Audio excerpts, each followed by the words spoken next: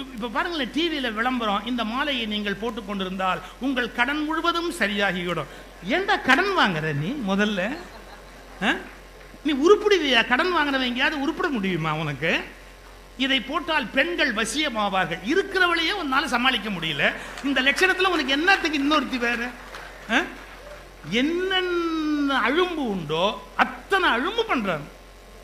இந்த அறியாமையிலேருந்து இந்த மக்களை மீட்டு எடுத்து மேலே கொண்டு வருவது அப்படின்னா, அவர் சிவவாக்கியர் பாட்டு ரொம்ப அழகாக சொன்னார். தம்பி நல்லா மனப்பாடம் பண்ணி வச்சிருக்கார். எனக்கு கூட ரொம்ப நிறைய மனப்பாடம் இருந்ததுங்க. பை காட்ஸ் கிரேஸ் எல்லாம் மறந்துடுச்சுங்க. நான் மறந்து போச்சுன்னு துளி கூட வருத்தப்படலைங்க. ஏன் தெரியுங்களா? வயசாக ஞாபகம் இல்லாமல் இருக்கிறது தான் சௌக்கியமாக இருக்கிறதுக்கான வழியை ஒழிய, வயசானதுக்கு அப்புறம் எல்லாம் ஞாபகத்திலே இருந்ததுன்னு வச்சுங்க, ரொம்ப கஷ்டம், ரொம்ப கஷ்டம். பட்டத்தார் பாட்டு சொன்னார் பாருங்க, மந்தியன ஒரு குந்தி இருந்து, அதாவது வயசாகி உட்காந்துருப்பான், காது உனக்கு கேட்காது, கடவுளா பார்த்து ஆஃப் பண்ணிட்டார். இது கேட்டு என்ன கேட்காட்டி என்ன அப்படின்னு ஆஃப் பண்ணிட்டார். சும்மா இருக்க வேண்டியதுதானே. அங்கே ஃபோன் அடிக்கும். இந்த மருமக அப்படி போய் அந்த ஃபோனை எடுத்த உடனே இந்த இந்த இது கேட்கும். யாரு? அவ சொல்வா, யாரா இருந்தா உனக்கு என்ன? தெரிஞ்சுக்கலாமேன்னு கேட்டு. தெரிஞ்சு இப்ப என்ன ஆக போகுது உனக்கு? ஏமா கோவப்படுற? சொல்றதா இருந்தா சொல்லு, சொல்லாட்டி போ. அவ புருஷன் வந்த உடனே சொல்லணும், எவனோ ஒருத்தன் ஃபோன் பண்றான்ப்பா, உன் பொண்டாட்டி ஓடி போய் எடுக்கிறாப்பா. இது எதுக்கு தேவையா? அதெல்லாம் நமக்கு வயசாகி போச்சு.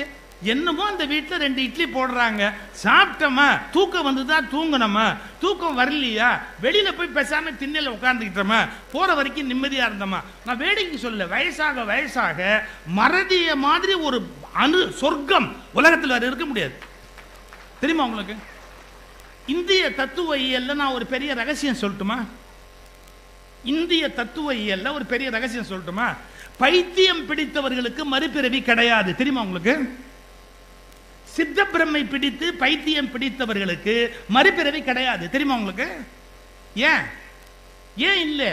அதாவது உங்களுக்கு மனசுன்னு ஒன்று இருந்து அதில் நான் அப்படிங்கிற ஒரு அகங்காரம் இருந்து அது எல்லாத்தையும் கோத்துக்கிட்டே இருந்தாதான் உங்களால் அடுத்த பிறவியில் போய் அனுபவிக்க முடியும்.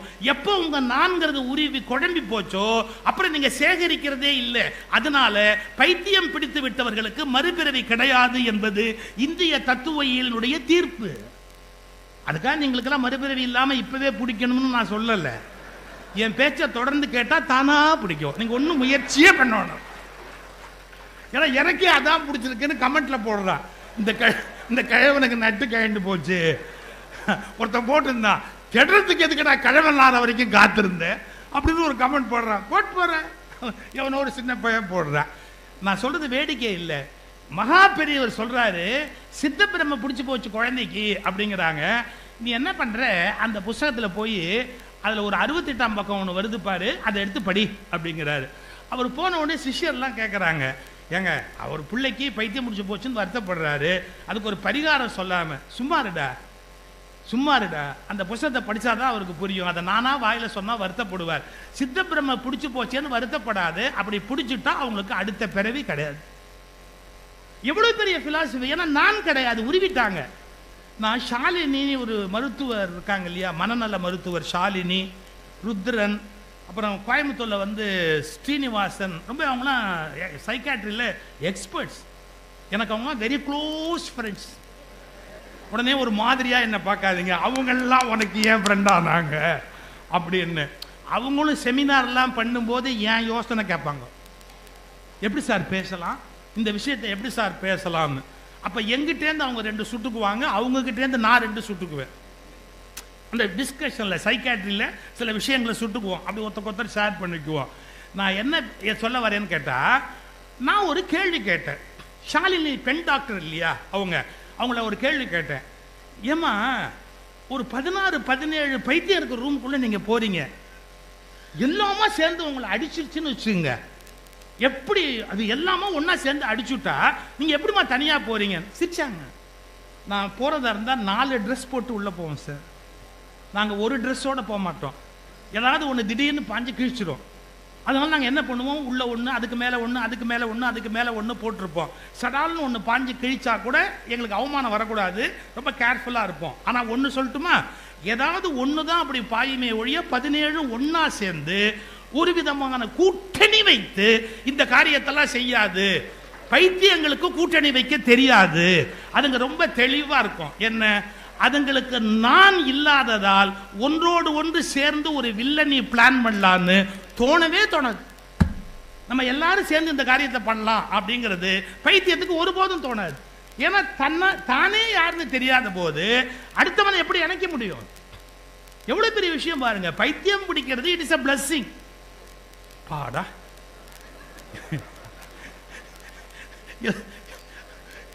அது நான் மறதியிலேருந்து எவ்வளோ ஞாபகமாக இந்த விஷயத்துக்கு போயிட்டேன் பாருங்க. என் ஃப்ரெண்டு ஒருத்தன், இப்போல்லாம் நாங்களாம் ரிட்டையர்ட் ஆயாச்சுல்ல, நான் தான் இன்னும் அது கூடாமல் மைக்கை பிடிச்சிக்கிட்டு இருக்கிறேன். நான் எப்போ ரிட்டையர்ட் ஆவேன்னு பல பேர் கோயிலாக போய் கும்பிடுறான். இந்த ஆள் எப்போ ரிட்டையர்ட் ஆவான்னு தெரில, மேடையை விட மாட்டேங்கிறான், எப்படி பண்ணாலும் வந்து உட்காந்துடுறான், எப்படியாவது மேடையில் உட்காந்துடுறான் அப்படின்னு போங்க. என் ஃப்ரெண்டு ஒருத்தனை பார்க்க போன போது, இல்லைங்க இது ஏன் பேப்பர், நீங்கள் வேறு ஏதாவது அவர் எழுதி கொடுக்குறாரு தப்பாக நினச்சிக்காதீங்க, என் பேப்பர் கீழே விழுந்ததை சரியாக பிட்டடிங்கன்னு அவர் எடுத்து கொடுக்குறாரு, அவ்வளோதான், வேற ஒன்றும் இல்லை. என் ஃப்ரெண்டை பார்க்க போனேன். அவன்கிட்ட கேட்டேன், எங்கடா போன ஞாயிற்றுக்கிழமை உன்னை வரலான்னு ஃபோன் அடித்தேன், நீ இல்லைன்ற மாதிரி வீட்டில் சொன்னாங்க, எங்கடா போயிட்ட அப்படின்னு. நானும் ஒய்ஃபுமா அப்படி ஜாலியாக வெளியே போயிட்டு, அதே எப்படா ஒய்ஃபு நீயுமா சொல்லு, இல்லை ஜாலியான்னு சொல்லு, ஒய்ஃபு நானும் ஜாலியான்னு நீ சொல்கிறியே அப்படின்னா சுமார். நானும் ஒய்ஃபுமா ஜாலியாக வெளியே போயிட்டு அப்படியே ஒரு ரெஸ்டாரண்ட்டில் போய் ரொம்ப நல்லா இருந்ததுடா, சாப்பிட்டு வந்தோம் அப்படின்னு. நான் ஒன்று கேட்டேன், எந்த ரெஸ்டாரண்ட்டு, என்ன சாப்பிட்டீங்க, அவ்வளோ நல்லா இருந்ததுங்கிறியே, எந்த ரெஸ்டாரண்ட்? அவன் எப்படி சொல்கிறான், மஞ்சளா உருண்டையாக இருக்குமே அந்த ஃப்ரூட்டுக்கு பேர் என்ன, மஞ்சளா உருண்டையா ஆரஞ்சுன்னு, அதுக்கு தமிழில் என்ன பேர்? தமிழ்லையும் ஆரஞ்சுன்னு தாண்டா சொல்லுவான். அது இல்லை, அதுலேயே சின்னதா மஞ்சளா, கமலா. கமலா, நேற்றுக்கு நம்ம எந்த ஹோட்டலுக்கு போனோம்னா அவனுக்கு ஒய்ஃப் பேர் மறந்து போச்சு சார். ஒய்ஃப் பேர் கமலா அப்படிங்கிறது மறந்து போய் சாப்பிட்டதெல்லாம் மறக்கல, ஒய்ஃப் பேர் அதுல மஞ்சளா சின்னதா இருக்குமேன்னு கேட்டு நான் கமலான்னு ஒண்ணு கமலான்னு கூப்பிடுறான் ஒய்ஃபை. இந்த வயசாக வயசாக நிறைய மறக்குது பாருங்க. அது கடவுள் நமக்கு கொடுத்த வரம், தயவுசெய்து தெரிஞ்சுக்கணும். ஏன்னா பகை, கோபம், இன்னொருவர் மேல இருக்கிற வெறுப்பு, இதெல்லாம் சுமந்துக்கிட்டு இந்த குப்பை கூடையோட நம்ம எப்படி போறது? அதனால மறதி வர்றது இட் இஸ் a blessing. ஆனா சின்ன வயசுல படிக்கணும், நிறைய சேகரிக்கணும். வயசு ஆக ஆக ஒரு எல்லை இல்லை, நம்ம படிச்சதை அப்படி தூக்கி அந்தாண்ட ஓரமா வச்சிடணும். ஓஷோ சொல்றாரு தெரியுங்களா, 1,00,000 புஸ்தகத்துக்கு மேல படிச்சவர், சாதாரண விஷயம் இல்லை. 1,00,000 புஸ்தகத்துக்கு மேல படிச்ச மனுஷன் ஓஷோ. அவர் சொல்றாரு, on a sudden ஒரு particular day I have stopped reading, இனி படிக்கிறது இல்லை அப்படின்னு முடிவு பண்ணேன். ஏன், எவ்வளோ படிச்சாச்சு, திருப்பி திருப்பி படிச்சுட்டே இருந்தால் மேலே என்ன ஆகிட்டே இருக்கிறது, போதும் நம்ம படிச்சதை திரும்ப அனலைஸ் பண்ணா போறோம், அதையே திருப்பி பார்த்தா போறோம் அப்படின்னு ஐ ஹவ் ஸ்டாப்டு ரீடிங் அப்படிங்கிறார். அதனால ஒரு எல்லை வரைக்கும் அறிவை சேகரிக்கணும், அப்புறம் அதை குறித்து சிந்திக்கணும், அப்புறம் அதை நடைமுறைப்படுத்தணும், அப்புறமா அதில் ஒரு எல்லை இருக்கு அப்படின்னு தெரிஞ்சுக்கிட்டு அதை கடந்து போகணும். லேர்ன் டு அன்லேர்ன் அப்படின்னா எதுல ஜென்ல வரும், லேர்ன் டு அன்லேர்ன். நீ என்ன கற்றுக்கிட்டு அதுலேருந்து வெளியே வரத்துக்கு ட்ரை பண்ணு அப்படின்னு. ஸோ ஒரு லெவல் வரைக்கும் படிக்கணும், படித்ததுக்கப்புறம் அதுலேருந்து நம்ம ஒரு சில நடைமுறைகளை பண்ணிட்டு கடந்து எப்படி வெளியே வருவது என்பதை குறித்த ஒரு விழிப்புணர்வை நாம் ஏற்படுத்தி கொள்ள வேண்டும். நிறைய கருத்துக்களை தம்பி பேசினாரு. நம்முடைய இயல்பு எப்படி இருக்கு அப்படின்னு கேட்டா, எனக்கு தலைப்பு தூங்காதே தம்பி தூங்காது, 8:45 மணிக்கு இதான் தலைப்பு, பரவாயில்ல.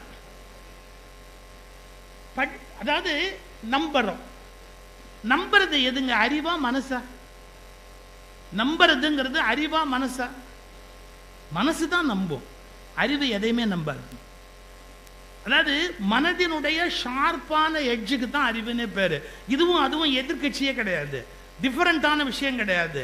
சைக்காலஜியில் நீங்க ஆழமா படிச்சீங்கன்னா தெரியும், மனம் அப்படிங்கிறதே எக்ஸ்டெண்ட் ஆகி எக்ஸ்டெண்ட் ஆகி எக்ஸ்டெண்ட் ஆகி, அதாவது முதல்ல கேட்கறது, கேட்டதை பற்றி தெளிவு சிந்தித்தல், சிந்தித்த பிறகு தெளிவு பெறல், பிறகு நிட்டை கூடல், அதெல்லாம் நடந்ததுக்கு அப்புறமா அந்த மனம் அப்படியே போய் போய் போய் போய் கடைசியில் அறிவாக மாறும். நம்ம என்ன சொல்றோம் தெரியுங்களா, மனம் தான் ரொம்ப பெரிய விஷயம் அப்படிங்கிற வார்த்தையவே உலகத்தில் கற்றுக் கொடுத்துருக்குறோம். ஆனால் மனசை விட அறிவுங்கிறது தான் ரொம்ப பெரிய விஷயம். இப்போ நான் ஒரு சட்டில் கேள்வி, இது என்னோட கருத்து இல்லைங்க. ஒரு நல்ல சிந்தனையாளர், ஒரு இறை அனுபவம் உடையவர் ஒரு நண்பர் என்னை வந்து பார்த்தார். அவர் சுயதகி அப்படிங்கிற பேரில் புஸ்தகம் கூட எழுதுறார். அந்த சுயதகி அப்படிங்கிற அவர் என்ன பண்ணார், என்கிட்ட ஒரு கேள்வி கேட்டார். ஐயா, நீங்கள் ரொம்ப பேசுகிறீங்க, எல்லாம் கரெக்டு, எனக்கு ஒரு டவுட்டு கிளியர் பண்ணுங்க. என்ன, அன்பு என்பது இயற்கையானதா செயற்கையானதான்னு கேட்டார். நீங்களே யோசிங்களே, அன்பு என்பது இயற்கையானதா செயற்கையானதா? சொல்லுங்க, ஏதாவது பதில் சொல்லுங்க. நம்ம எல்லாருமே அண்டர் த இம்ப்ரெஷன் அது இயற்கையானது அப்படின்னு நினைக்கிறோம். அவர் ஒரு கேள்வி கேட்டார், அப்ப படைப்புல எவ்வளவு குறுயல்தி இருக்குதுன்னு கேட்டார். படைப்புல எவ்வளவு குறுயல்தி இருக்குது கொஞ்சம் யோசிச்சு பாருங்க. ஒண்ணு தின்னாம வாழும்படியா இந்த படைப்பு படைக்கப்பட்டிருக்கா? சார், மான் குட்டி போடுது சார், அது கூட இல்லை சார், யானை குட்டி போடுது சார். இப்ப யானை குட்டி போடும்போது ஒரு புலி அப்படியே பாஞ்சு பின்பக்கமா வெளியில வர்ற குட்டி அப்படியே கடிக்குது சார். இப்ப யானை என்ன பண்ணும், பிரசவ வேதனை, அதனால தன்னை காப்பாற்றிக்க முடியாது, அது அப்படியே குட்டி போட போகும்போது இந்த புலி அப்படியே பாஞ்சு பின்பக்கமா தலையை விட்டு அந்த குட்டி அப்படியே கவ்வி எடுத்து அப்படியே சாப்பிடுது. இதான வைல்டு லைஃப். காட்டுல ஏதாவது ஒண்ணு இன்னொன்னு திங்காம வாழும்படியா காடு அமைக்கப்பட்டிருக்கிறதா? அப்போ இப்ப நான் சொல்றது கொஞ்சம் உடனே எடுத்து நாஸ்திகம்னு எடுத்துக்காதீங்க. காடு கருணை உடையவரா குறுயலானவரா? படைக்கும் போதே ஒண்ணு திங்காதபடி படைக்க கூடாதா? ஏன் ஒண்ணு அழிச்சு வாழணும் அப்படின்னு படைக்கணும்? Creation itself is cruel, கொடூரமானது. இந்த வார்த்தையை நான் சொன்னா நீங்க கவலைப்படுவீங்க. சீகல்ஸ் அப்படின்னு ஒரு பறவை இருக்கு, அதாவது அது வந்து பேரு கடல் கொள்ளைக்காரன்னு பேரு. அது சீகல்ஸ் ஒரு பறவை இருக்குல்ல, அதுக்கு கடல் கொள்ளைக்காரன்னு பேரு. ஏன் தெரியுங்களா? உழைக்கவே உழைக்காது, உழைக்கவே உழைக்காது. அது என்ன பண்ணு தெரியுங்களா? இந்த சின்ன சின்ன பறவைகள் இருக்குல்ல, அந்த சின்ன சின்ன பறவைகள் பொந்து மாதிரி தோண்டி வச்சிருக்கோம் கடலுக்கு பக்கத்துல, தன்னுடைய குஞ்சுகளை வச்சு உள்ள வச்சு சாப்பாடு போடணும்னு. இந்த சின்ன பறவை அந்த கடல்ல ரொம்ப தூரம் பறந்து போய் ஒரு 2 மீன் அல்லது 3 மீன் கஷ்டப்பட்டு பிடிச்சு தன்னோட குஞ்சுக்கு கொடுக்கணும் அப்படின்னு எங்க சார் வரும்? அதோட பொந்துக்கு வரும், தன்னுடைய குஞ்சுகளுக்கு கொடுக்கணும்னு. இந்த சீகல்ஸ் எல்லாம் ரவுண்டு கட்டிக்கும், பேட்டை ரவுடி மாதிரி. இதுங்கெல்லாம் வரிசையா நின்றுக்கும். இது உள்ள போக முடியாது, அது குஞ்சுக்கு அந்த மீனை கொடுக்க முடியாது. இதுங்க 4 சேர்ந்து இத்தனோண்டு பறவை அதை 2 தட்டு தட்டி அது வாயிலேருந்து மீனை பிடுங்கி அதை ஒண்ணும் இல்லாம புத்துக்குள்ள அனுப்பிச்சிட்டு இதுங்க திங்கும். இதுங்க மீன் பிடிக்கிறதுக்கு கடலுக்குள்ள போவாது, கஷ்டப்படாது. இது மாதிரி வரிசையா ஒவ்வொரு பறவையா பிடிச்சிட்டு வரதை இங்கேயே இதுங்க கொள்ளையடிச்சு தின்னுகிட்டே இருக்கும். இந்த சீகல்ங்கிற பறவைக்கு இந்த குவாலிட்டியை ஏன் உள்ள வைக்கணும்? அது நேரா போய் மீன் பிடிக்க வேண்டியது தானே. எவனோ மீன் பிடிச்சிட்டு வந்து அதை திங்கணுங்கிற எண்ணத்தை அதுக்கு ஏன் ஏற்படுத்தணும்? இன்னொன்னு சொல்லட்டுமா? அணில் இருக்குல்ல, அணிலுக்கு இருக்கிற ஒரு கிஃப்ட் வந்து குரங்குக்கு கிடையாது. அணிலுக்கு இருக்கிற ஒரு கிஃப்ட் குரங்குக்கு கிடையாது. என்னன்னு சொல்றேன் பாருங்க. குத்தாலத்துல பலாமரம் இருக்குல்ல, ஒரு மரத்துல வந்து ஒரு 20 பழம் 30 பழம் தொங்குதுன்னு வச்சுங்க. எது நல்ல கனிஞ்ச பழம் அப்படிங்கிறத கண்டுபிடிக்கிறதுக்கு குரங்குக்கு தெரியாது. நல்ல பழுத்தது எது, காய் எது நமக்கே தெரியாது. ஏன்னா நம்ம குரங்குல இருந்து தானே வந்தோம். நாமளே வாங்க தெரியாம வெண்டைக்காய் வாங்கிட்டு வந்து வாங்குன்னு வாங்குனதெல்லாம் நம்ம வாழ்க்கையில பார்த்தது இல்லையா? ஒருத்தன் தெருவில் போகும்போது வெண்டைக்காயை உடைச்சி போட்டுக்கிட்டே போனான் தெருவுலையே. ஒருத்தன் கேட்டான், ஏன் ஒரு வெண்டைக்காய் உடைச்சி போட்டு போனார்? உடைக்காம வாங்கினா பொண்டாட்டி திட்டுறான், உடைச்சா கடைக்காரன் திட்டுறான். அதனால கடையில் வாங்கிக்குவார் 1 கிலோ. வழியில் ஒரு பாட்டுக்கு உடைச்சிக்கிட்டே போனாதான் வீட்டில் அவருக்கு திட்டு வாங்காம இருப்பார். இந்த பரிதாபம் தேவையா? நமக்கு வெண்டைக்காயை எப்படி வாங்கணும்னு தெரியல, பலாப்பழத்தில் எது நல்ல பழம் பிரமாதமான பழம் நமக்கு எப்படி தெரியும்? பியூட்டி சொல்லட்டுமா? படைப்புல, இறைவனுடைய படைப்புல அணிலுக்கு தெரியும். அணிலுக்கு தெரியும் எது பிரமாதமான பழம் அப்படின்னு. அது இத்தனோண்டு பாவம் 1.5 ஜான் இருக்கும் அணில். அது அப்படி இப்படி உடையாந்து ஒவ்வொரு பழமா மொந்து பார்த்துட்டு ஃபர்ஸ்ட் கிளாஸ் பழத்தை பார்த்து கடிக்கலாம்னு வாய் வைக்கிற வரைக்கும் குரங்கு உட்காந்துருக்கும். ஒன்றும் தேடாது, நம்மளால எல்லாம் கண்டுபிடிக்க முடியாதுன்னு உட்காந்துருக்கோம். அந்த அணில் கடிச்ச உடனே அங்கேருந்து வந்து நல்லா அந்த வீடியோ இருக்கு, பட்டு பட்டு பட்டு பட்டு பட்டு மூஞ்சில் அடிக்கும். பாவம் எவ்வளவு நேரம் அணில் அடி வாங்கும்? பட்டு பட்டு பட்டு பட்டுன்னு அந்த அணில் மூஞ்சில் அடிச்ச உடனே ஒரு எல்லைக்கு அப்புறம் அணிலால தாக்கு பிடிக்க முடியாது. அது பயந்துக்கிட்டு ஓடின உடனே அந்த பலாப்பழத்தை பறிச்சு கீழே போடும். ஏன்னா அது தானா திங்காது, அண்டுக்கோ கீழே காத்திருக்கு.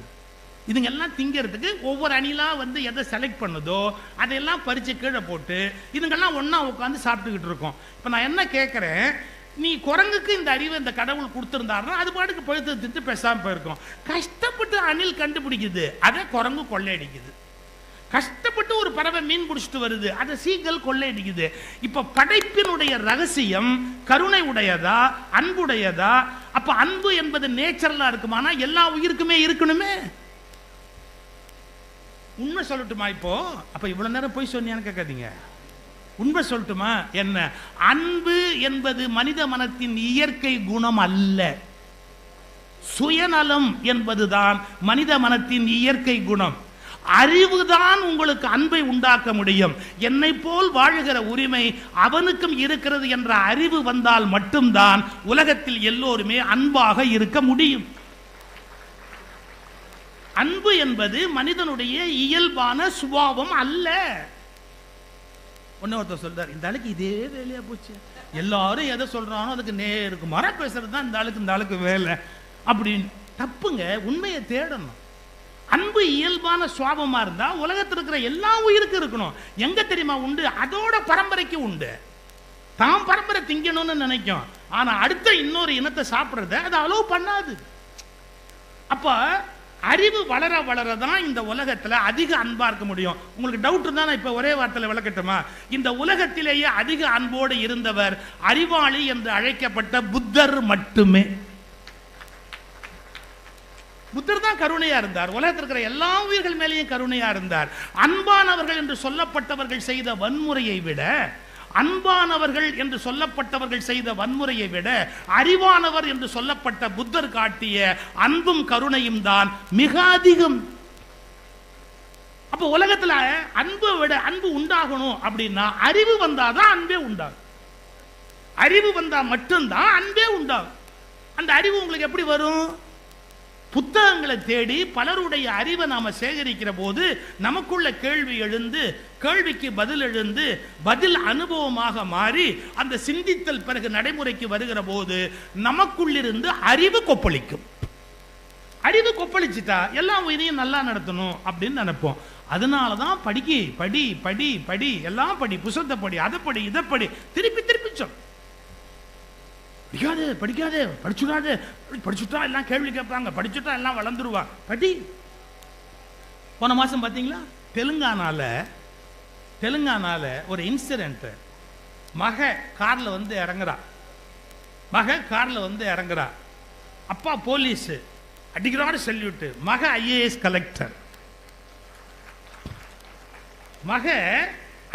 கலெக்டர், அதே டிஸ்ட்ரிக்ட் கலெக்டரா வர்றா. அப்பா போலீஸ்காரர் அங்க, அந்த போலீஸ்காரர் பொறுமையா சொல்லிட்டு அடிக்கிறாரு. அவர் ஒரு பூங்கொத்து கொடுக்கிறார். அந்த பூங்கொத்தை அந்த அம்மா வாங்கிட்டு காலை தொட்டு கும்பிடுறாங்க. அப்பாங்கிறதுக்காக காலை தொட்டு கும்பிடுறாங்க. கொஞ்சம் யோசிச்சு பாருங்க, அந்த போலீஸ்காரர் அன்பா இருத்தலை மட்டுமே சொல்லி கொடுத்திருந்தா, அந்த பொண்ணு ஐஏஎஸ் ஆகாமையே போயிருந்தா அந்த உயர்ந்த இடத்தை நோக்கி அதால போக முடியுமா? அதனால்தான் சொல்லுகிறோம், எல்லோருக்கும் கல்வி தேவை, எல்லோருக்கும் அறிவு தேவை.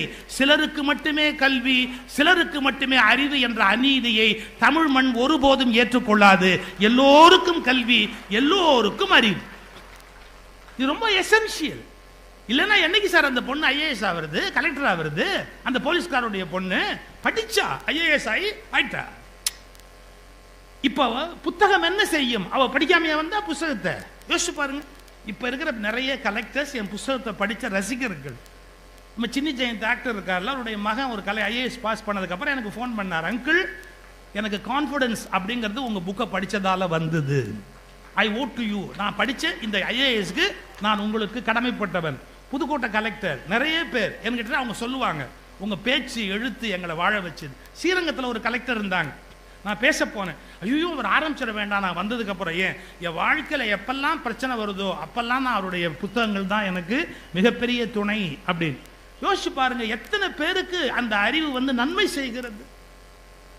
பிரபா ஸ்ரீதேவன் ஹைகோர்ட் ஜட்ஜ் இருந்தாங்க, ரொம்ப பெரிய இருக்காங்க, அவங்க பெண் ஜட்ஜில் ரொம்ப பெரியவங்க. அவங்க என்கிட்ட ஒரு முறை பர்சனலாக சொன்னாங்க, சார் என்னைக்கெல்லாம் ஜட்ஜ்மெண்ட் டேயோ அன்னைக்கு நான் உங்கள் கேசட் தான் கேட்பேன். ஏம்மா அப்படின்னு, ஒரு 2 விஷயத்தையும் எடுத்து நியூட்ரலாக நீதியோடு இருக்கணும் அப்படிங்கிற கருத்தை என் மனசில் ஆழமாக பதிய வைக்கிறது உங்களுடைய பேச்சு.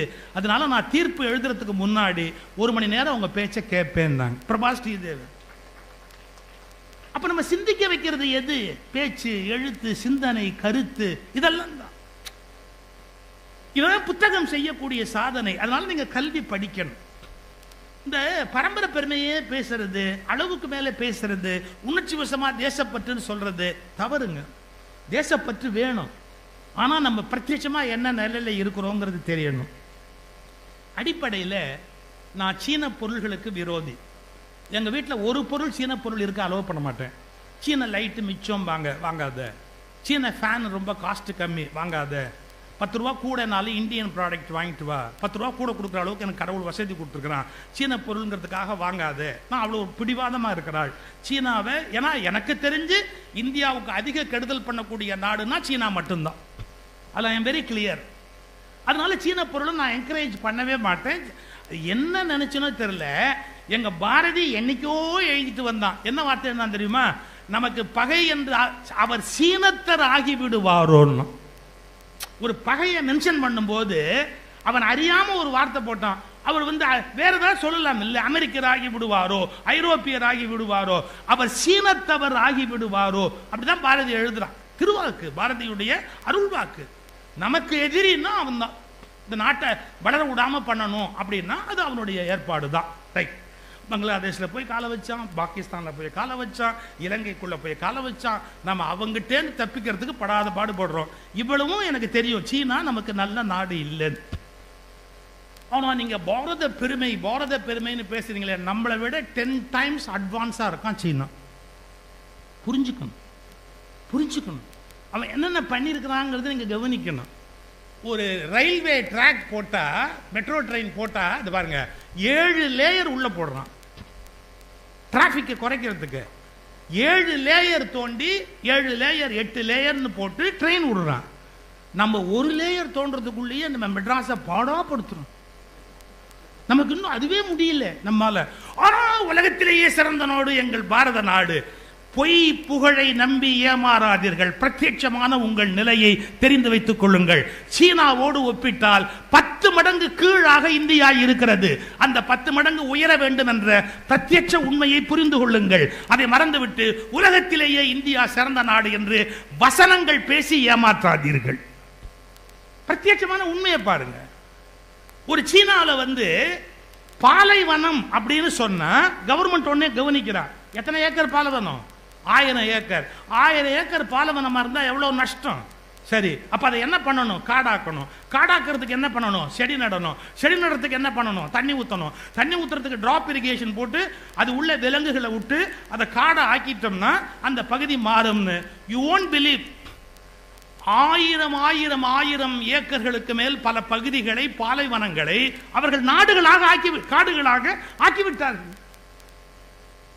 வளம் பொருந்திய காடுகளாக மாற்றிவிட்டார்கள். நம்மால பண்ண முடிஞ்சதா?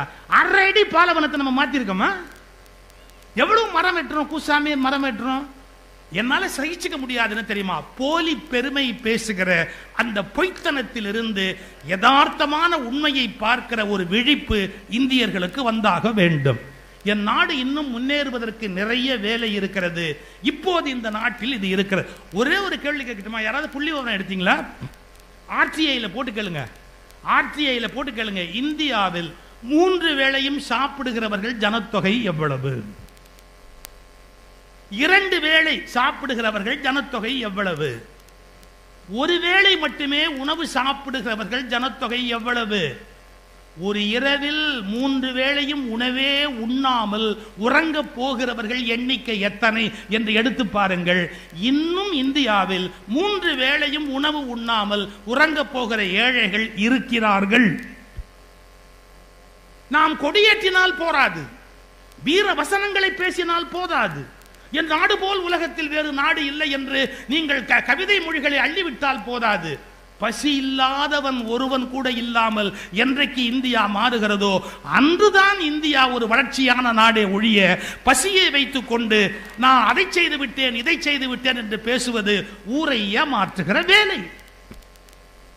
அது தேச பெருமை இல்லை. நீ உண்மையை உணரணும். இந்த நாட்டில் இன்னும் 3 வேளையும் சாப்பிடாம ராத்திரி தூங்க போற ஏழை இருக்கா. 3 வேளை இல்லை, 2 வேளை கூட திங்க முடியாம கஷ்டப்படுறவன், ஒரு வேளை திங்க முடியாம கஷ்டப்படுறவன் எவ்வளவு பேர் இருக்கான்னு தெரியுமா? சரி, நாம என்ன பண்ண முடியும்? உங்க கையில காலில் விழுந்து கேட்கிறேன்,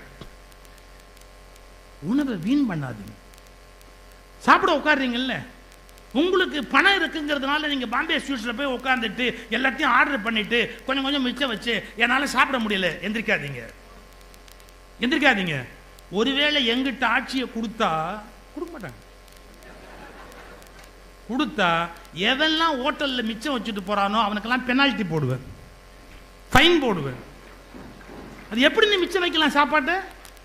ஒரு நெல்மணி உண்டாகிறதுக்கு ஒரு விழவன் என்ன பாடுபடுறான், அதை கடைக்கு கொண்டு வரதுக்கு அந்த வியாபாரி என்ன பாடுபடுறான், அதை சமைச்சு உருவாக்கி கொடுக்கறதுக்கு அடுப்புல எத்தனை பேர் வெந்திருக்கிறான், அதை நீ அப்படியே மிச்சம் வச்சுட்டு எந்திரிக்கிறியே.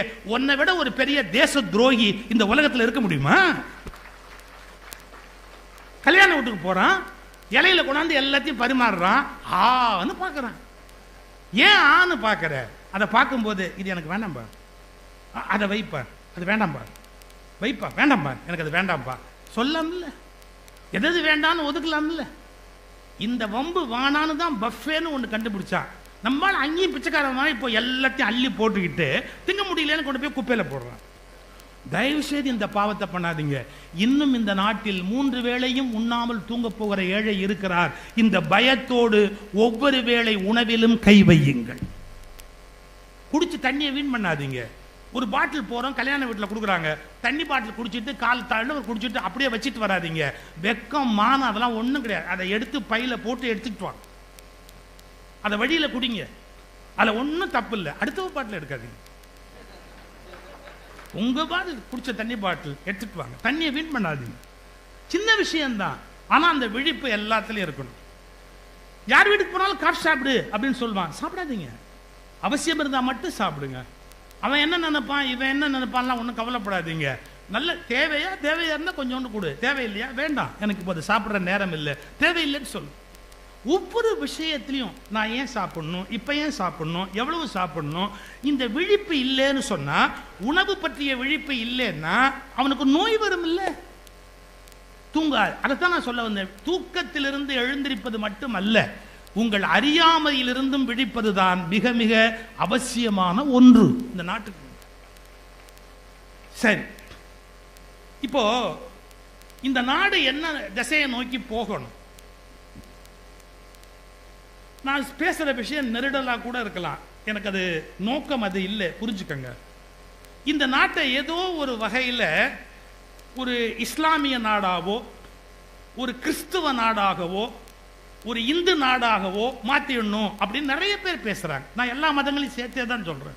எப்படியாவது இந்த நாட்டை இஸ்லாமிய நாடாக்கிடணும், எப்படியாவது இந்த நாட்டை கிறிஸ்துவ நாடாக்கிடணும், எப்படியாவது இந்த நாட்டை இந்து நாடாக்கிடணும். அதாவது இது நாடா இருக்கப்படாதுங்கிறதுக்கான ஐடியா. இஸ்லாம் நாடாயிட்டா அந்த நாடு நல்லா இருக்குமா? பங்களாதேஷ் என்ன நல்லா இருக்கா? பாகிஸ்தான் என்ன நல்லா இருக்கா? எந்த மதமா இருந்தாலும் எனக்கு கவலை இல்லை. எந்த மதத்தினுடைய சார்ந்த நாடா இருந்தாலும் ஒரு தேசத்தின் வளர்ச்சிக்கும் மதத்துக்கும் சம்பந்தம் இல்லை என்கிற தெளிவை தயவு செய்து பெறுங்கள். ஒரு தேசத்தின் வளர்ச்சிக்கும் மதத்துக்கும் எந்த சம்பந்தமும் இல்லை. மதம் என்பது உங்கள் தனிப்பட்ட ஆன்மாவோடு தொடர்புடையது. மதம் என்பது உங்களுடைய தனிப்பட்ட மனதின் திருப்திக்காக தோற்றுவிக்கப்பட்டது. அதற்கும் நாட்டின் பொருளாதாரத்திற்கும் இம்மி அளவும் சம்பந்தம் இல்லை என்பதை புரிந்து கொள்ளுங்கள். இந்த நாட்டை கிறிஸ்துவ நாடாக்கணும், அதுக்கு ஒரு பெரிய மூவ்மெண்ட் நடக்குது. இந்த இடத்தை மாத்துவோமா, அந்த இடத்த, இந்த நாட்டை இந்து நாடாக்கணும், உடனே கவுண்டர் ஆக்ட், மூணுமே வேஸ்ட். என்னுடைய ஒரே கோரிக்கை, இந்த நாடை நாடா மட்டும் ஆக்கு. ஏன்? எல்லாருக்கும் வேலை வாய்ப்பு கிடைக்கணும், எல்லாருக்கும் படிக்கிறதுக்கான வாய்ப்பு கிடைக்கணும். சார், நான் மெடிக்கல் படிக்கணும்னு நினைச்சா ஏன் இத்தனை ரெஸ்ட்ரிக்ஷன்? எனக்கு நான் படிக்கணும்னு நினைச்சா எனக்கு படிக்கிறதுக்கு கதை திறந்து விடு. நான் பொறியியல் படிக்கணும்னு எனக்கு கதை திறந்து விடு. எனக்கு வேலை கொடுக்கறது வேலை கொடுக்காது அப்புறமா யோசிப்போம், வேலையை பத்தி அப்புறமா யோசி. ஒரு மருத்துவமனைக்கு போனா எல்லாருக்கும் சிகிச்சை நடக்கணும்.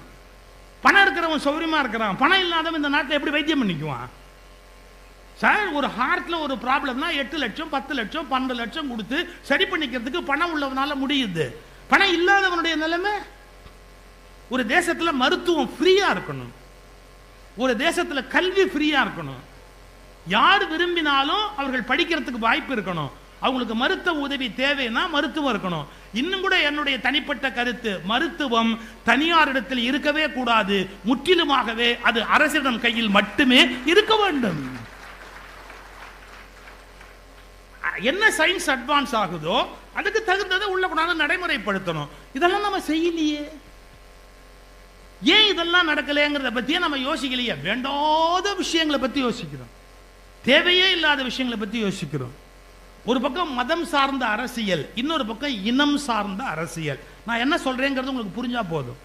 ஒரு பக்கம் மதம் சார்ந்த அரசியல், இன்னொரு பக்கம் இனம் சார்ந்த அரசியல். இதனால நாடு உருப்பட போறதில்லை. ஏன்? நீ மதம் சார்ந்த அரசியலை கொண்டு வந்தா இவன் இனம் சார்ந்த அரசியலை கொண்டாடுவான். அதுக்கு கவுண்டர் என்ன இருக்கு இவன் கையில? நீ மதம் சார்ந்த அரசியல் முன்னெடுத்தா இனம் சார்ந்த அரசியல்ங்கிறத அவன் முன்னெடுப்பான். ஒன்னு புரிஞ்சுக்கோ, மதம் மாறக்கூடியது, இனம் மாறவே முடியாதது. நான் சொல்றது உங்களுக்கு புரியுதா? இன்னைக்கு நினைச்சா நான் வேற மதத்துக்கு போலாம், அங்கேருந்து இன்னொரு மதத்துக்கு போலாம். ஏன்? அது எனக்கு கொடுக்கப்பட்டிருக்கிற உரிமை. நான் எந்த மதத்தில் வேணாலும் மாறிக்கிட்டே போலாம். நீங்க என்ன ஜாதியில வேணாலும் மாறிக்க முடியாது. அது பை பர்த் டிசைட் ஆகுது அப்படின்னு முடிவு பண்ணிட்டான். டிஎன்ஏல வருதுன்ட்டான், ஜெனட்டிக்கா வருதுன்னா அப்ப கொஞ்சம் யோசிச்சு பாருங்க, மதத்தை விட இனம் இன்னும் வலிமையானது. அப்ப மதம் சார்ந்த அரசியலை ஒரு குரூப் கையில எடுத்தாங்கன்னா ஜாதி சார்ந்த அரசியலை இன்னொருத்தர் கையில எடுப்பாங்க. மதம் சார்ந்த ஆயுதத்தை கீழே போட்டா இனம் சார்ந்த அரசியலை இவங்க கீழே போடுவாங்க. நாடு நாடா இருக்கும். இதெல்லாம் என் மக்களுக்கு தெரியல. என்ன நடக்குது இந்த நாட்டுக்குள்ள? ஏன் இப்படி எல்லாம் கலவரம் நடக்குது? ஏன் இப்படி எல்லாம் சண்டை நடக்குது அப்படின்னா பொருளாதார வளர்ச்சிக்கும் மதம் இனம் இரண்டுக்கும் சம்பந்தம் கிடையாது.